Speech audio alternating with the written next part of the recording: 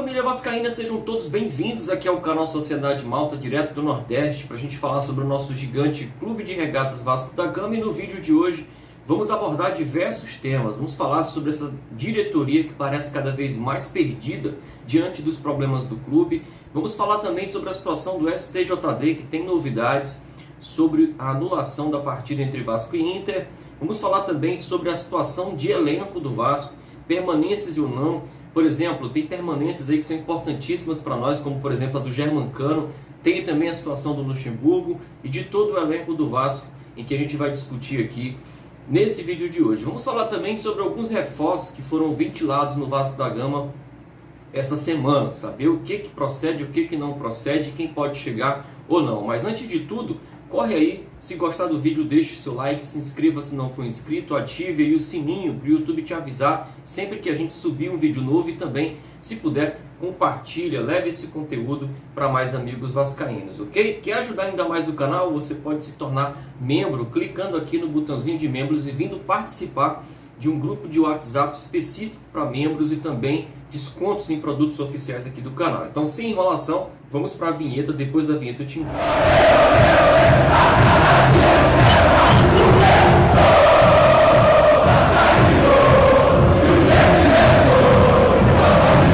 Galera, a situação do Vasco é mais preocupante até do que eu poderia imaginar. A diretoria atual está perdida diante do caos. Não bastasse o time de Série B, que foi montado para jogar na Série A, e aí deu no que deu, o quarto rebaixamento, a diretoria não sabe o que fazer diante de tantos problemas. Com a expectativa de receber de 12 a 13 milhões da premiação do Brasileirão, a intenção era que, ao receber isso ali no mês de março, início de abril, colocasse grande parte dos problemas financeiros ali com o elenco e funcionários corrigidos. O detalhe é que essa premiação já não vem mais, por conta do rebaixamento. E aí se tem um outro problema. Ainda com expectativas de não ser rebaixado, através da anulação da partida entre Vasco e Inter, que está aí no STJD, o Vasco aguarda essa decisão. Tivemos novidades ontem, o STJD recebeu a manifestação do Clube Internacional, né, que se manifestou diante dessa ação do Vasco. Recebeu também os vídeos e áudios do VAR da CBF para análise e agora deixou esse material à disposição do Vasco, que vai ter 2 dias aí para se pronunciar, para que o caso seja de fato analisado e decidido de vez, né? Então, muita coisa pode acontecer nessa semana. Então, o pronunciamento do Salgado não está adiado à toa, não. Pode ser também por essa circunstância. O Vasco pode ter aí ou não a possibilidade de jogar novamente contra o Internacional. Eu, como torcedor, acho que uma partida novamente contra o Internacional pode sim dar esperanças de que a gente não caia. Mas olhando, né, agora com um olhar mais crítico, a gente sabe que uma nova partida contra o Internacional, que disputa o título, é muito difícil do Vasco ganhar esse jogo. Muito difícil, pelo que vimos em campo, no primeiro turno, no segundo turno, um time realmente incapaz, né, de ganhar jogos. São 5 jogos sem vencer, sem marcar gols.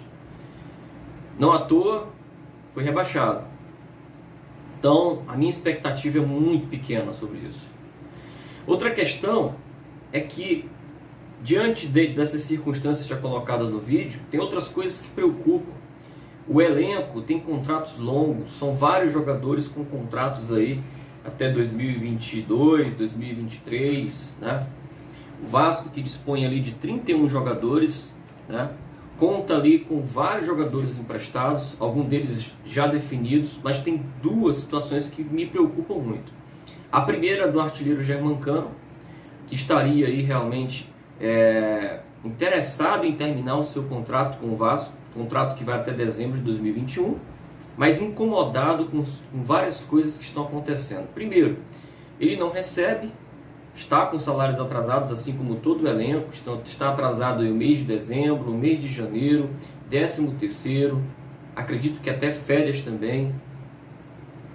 E a falta de perspectiva desses acertos dos atrasados, além dos acordos que também estão vencidos, do acordo que tem parcelas vencidas, melhor falando, com a falta de perspectiva de receber, o artilheiro do Vasco quer saber também quando acertarão isso e, além disso, quer saber como ficarão os próximos salários, se a diretoria terá capacidade de pagar os salários que virão. Jogador que, de acordo com a Atenção Vascaíno, recebe ali em média R$250 mil de salário. Terá capacidade realmente de pagar os salários em dias daqui para frente essa diretoria do Vasco atual? São coisas que incomodam o Germancano. O Germancano também deve aí fazer uma força, né, para cobrar dessa diretoria, deve fazer força não, deve cobrar dessa diretoria que se tenha um time mais competitivo. Era visível o incômodo do Germancano durante os jogos por realmente não ter um time mais qualificado ali na frente que pudesse lhe municiar com bolas, né, com jogadas de gol. De fato ficou notório isso nos últimos jogos do Vasco. E Germancano deve fazer pressão aí para que se tenha um time mais competitivo, embora na Série B, um time mais competitivo, que faça frente aos adversários. Realmente era muito ruim, até para o torcedor, ver um jogador do nível do Germancano correndo sem receber bolas. Então, essas duas situações podem fazer até com que Germancano não fique no Vasco. Um jogador que tem mercado aqui no futebol brasileiro. O empresário do jogador deve estar essa semana no Rio de Janeiro para discutir a renovação ou não do Germancano. Outra situação que me preocupa muito é a do Vanderlei Luxemburgo. Um técnico que veio para o Vasco, aceitou os 12 jogos que restavam para tentar tirar o time da Série B, com esse elenco pífio que o Vasco tem. Aceitou o desafio, mas realmente não correspondeu. O tempo foi muito curto. As peças que o Vanderlei Luxemburgo também tinha como opções ruins. E a ideia do Vanderlei Luxemburgo é permanecer no Vasco para que possa trazer de volta o Vasco à Série A. E a ideia é trabalhar muito esse ano com jovens da base, mesclando com outros jogadores que podem chegar, ou até remanescentes desse elenco. Em se tratando do elenco, ou melhor, vamos terminar de analisar a situação do Vanderlei. O Vasco quer um técnico experiente em Série B. Eu vejo que essa é uma situação de muito risco. Primeiro que a gente não tem tanto técnico disponível assim.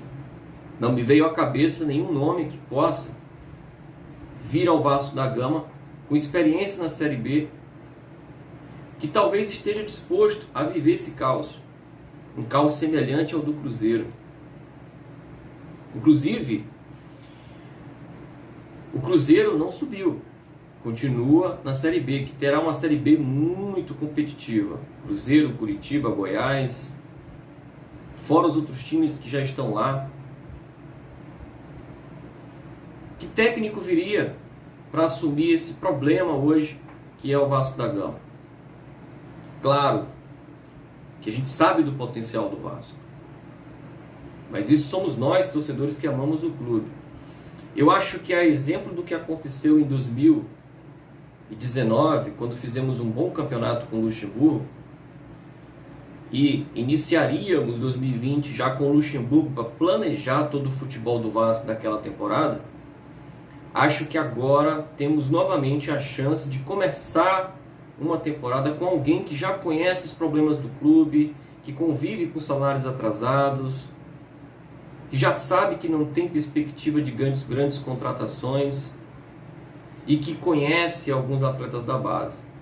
Começar tudo isso de novo numa temporada que vai ser, a exemplo de 2020, estrangulada por conta do calendário de 2020 que só acabou em 2021. O Campeonato Carioca já começa essa semana que vem, o Vasco já tem desafio. Eu acho que começar já com um profissional e uma comissão técnica que conhecem muito mais dos jogadores e do clube pode ser sim um fator favorável. Esse é um ponto. O outro passa agora pelo desafio dessa diretoria de reformular o elenco. E eu friso aqui novamente, isso tudo deveria estar planejado lá no período de campanha, até porque durante a campanha o Vasco já flertava com o rebaixamento. Deveria a diretoria ter desenhado 2 cenários, um com o time na Série A, outro com a possibilidade do Vasco na Série B.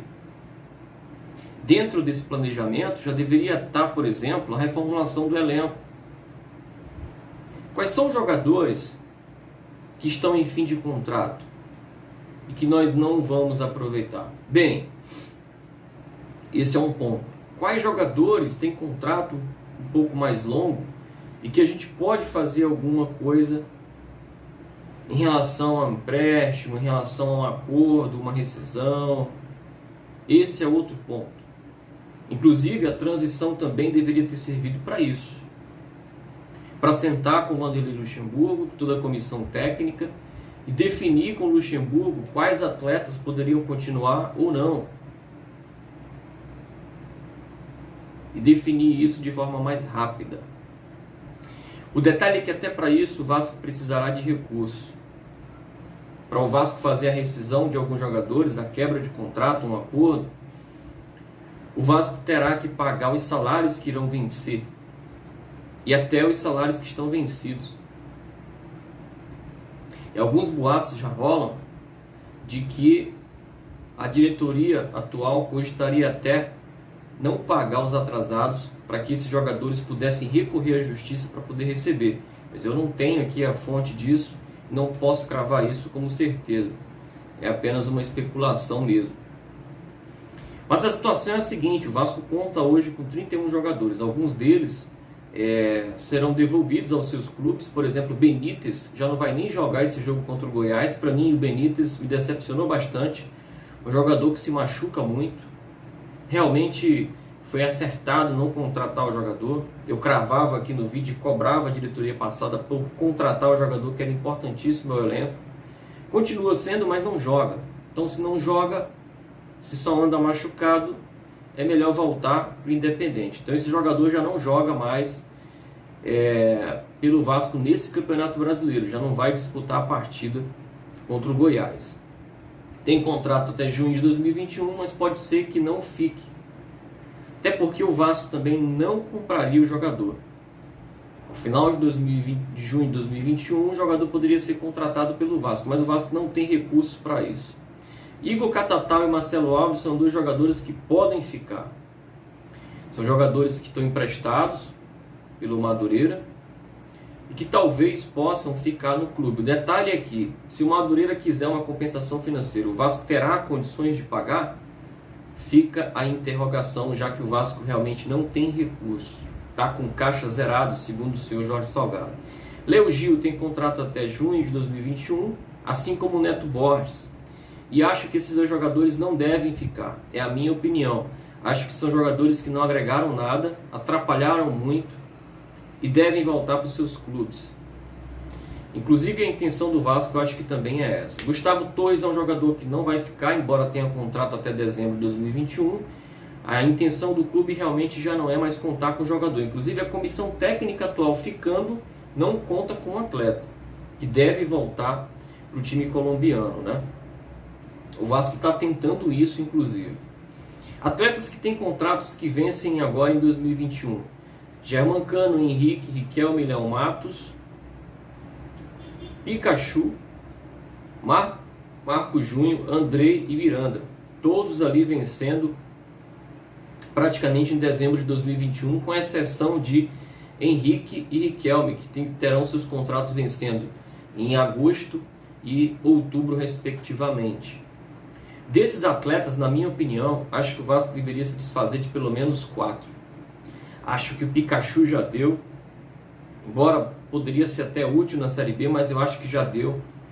Henrique é outro jogador que também não conseguiu se firmar 100% nesse time. Acho que é hora de aproveitar o Riquelme. Andrei é outro jogador que poderia ser emprestado, assim como o Henrique. E Marco Júnior, para mim, é um jogador que deveria ser dispensado. Deu grandes demonstrações que não tem condições de jogar no Vasco. Atletas que terão seus contratos vencendo em 2022: Caio Lopes, Alexander, Fernando Miguel, Castan, Werley, Carlinhos, Caio Tenório, Thiago Reis, Lucas Santos, Thales Magno, Juninho e Fintelman. Desses jogadores, eu acho que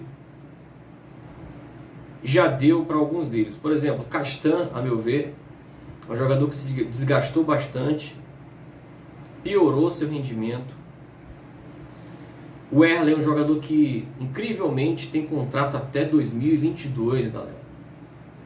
Olha isso, olha que absurdo. Tem que ser dispensado. Não tem condições de ficar no Vasco. Carlinhos, a meu ver, tem que ser devolvido, tem que ser emprestado. Apesar de que o Vasco terá grandes dificuldades em contratar, ele se dedicou muito nas últimas partidas, correu bastante. Mas não vejo o Carlinhos com perfil para jogar no Vasco da Gama. Outro jogador que, embora seja da base, mas eu acho que não tem futuro no Vasco, é o Lucas Santos. É um jogador que também, para mim, já deu, não tem condições de jogar no Vasco, né? Atletas que terão seus contratos vencendo em 2023 e 2024. 2023 nós temos ali Ricardo Graça, Lucão e Bruno Gomes, que para mim deveriam ficar, inclusive até o Lucão ganhando a oportunidade de já começar o Carioca no gol do Vasco da Gama, para a gente poder testar e ver se também não seria uma opção dispensar o Fernando Miguel. Acho que o jogador Fernando Miguel pode ser importante na Série B, mas por tudo que passamos na Série A, com tantas oscilações, é um caso a se pensar. Tá certo, precisamos de jogadores experientes para mesclar a experiência com a base, já que inclusive o próprio Vanderlei falou que se ficar, a base será muito importante e será realmente a base do time principal do Vasco. Precisamos mesclar juventude com experiência. Então, eu começaria o Campeonato Carioca testando o Lucão e mantendo o Fernando Miguel. Se o Lucão realmente se destacar, há uma possibilidade aí então de você dispensar, tentar fazer um acordo com o Fernando Miguel. Jogadores que terão os contratos vencendo em 2024: Gabriel Peck e Vinícius. Vinícius eu acho que é um jogador que já deu também, se não for aproveitado na base. Dispense, empreste, faça o que quiser, mas é um jogador que realmente tem muita dificuldade de jogar no time principal do Vasco, né? O Vasco que está aí também, além de discutindo essa questão contratual com os jogadores, buscando reforços. E esses reforços já foram mencionados ultimamente pelo Detetives Vascaínos, pela Atenção Vascaínos também. Alguns nomes já foram ventilados. Por exemplo, o goleiro Tadeu, do Goiás, e o volante Miguel Figueira. O Vasco teria intenção de realmente trazer esses dois jogadores, mas o detalhe é que é o seguinte: Tadeu, apesar de gozar de prestígio no Goiás, está em baixa lá, entendeu? Inclusive está no banco. Tem um alto salário, mas o Goiás, a exemplo do que fez com o Miguel Figueira, quer uma compensação financeira para que essa negociação possa ocorrer. O Goiás, que tem um histórico aí de negociar bem os seus jogadores, fazer jogo duro, dificilmente acerta em emprestar um jogador. Ou fica ou sai vendido, que é o que deve acontecer também no Vasco, né? O Vasco realmente também tem que fazer assim com suas joias, né? Com seus ativos. O Vasco está tentando a contratação de um jogador da Série B do Náutico, acho que o nome dele é Jean Carlos, e o Náutico também deve querer alguma compensação financeira para poder acertar esse empréstimo, essa venda ao Vasco da Gama. O Vasco também tem sondado aí um meio atacante do Fortaleza, Gustavo Coutinho. É um jogador que está emprestado aí para Cabo Friense e que o Vasco teria interesse. Bem, o senhor Jorge Salgado afirmou, ainda o Vasco na Série A, que não faria grandes contratações. E realmente é agora o que a torcida do Vasco pode esperar. Sem perspectiva de receber nada, ainda buscando no mercado alternativas de captação de novos recursos, O que a torcida do Vasco pode esperar é que pelo menos tenha inteligência para passar por esse caos, tomando as ações e atitudes necessárias, tá? Esse é o vídeo de hoje. Se você gostou do vídeo de hoje, deixe aí seu like, se inscreva no canal, compartilhe. Quer ajudar ainda mais o canal? Você pode vir a se tornar membro do canal e participar do nosso clube de benefícios. Basta clicar aqui nesse botão e escolher o seu plano de sócio membro alto, tá bom? Fica na paz, fica com Deus e até mais.